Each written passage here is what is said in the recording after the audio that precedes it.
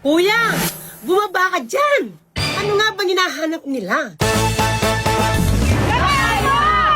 Dapat kami ng aking team sa Estrada, Kapastarlak. Doon, may itinago akong secret treasure na pwede ninyong mahanap. Palit ng early pamasko mo, di ba? Gusto niyo bang malaman kung sinong nakahanap? Karating ko doon, agad na mayroon 3 supporters na ganadong maghanap. Dalawa sa kanila, napadaan lang talaga dahil nagtitinda sila ng mais. Ayun! Go na go silang magsali sa challenge. Ilan pang minuto ang nakalipas. Dumami na ang mga naghahanap dahil gusto talaga nilang makuha ang premyo. Hanap nga sila sa pader, Kisami at sa buhangin.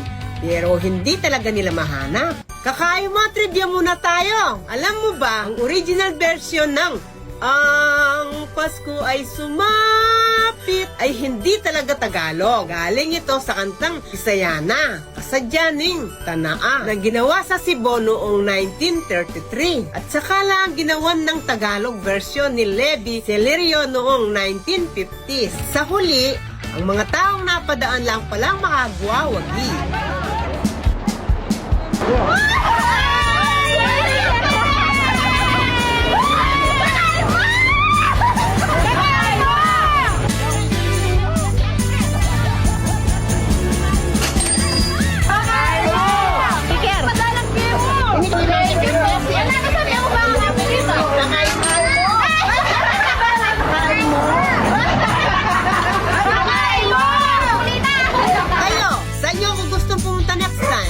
Comment nyo lang sa ibaba.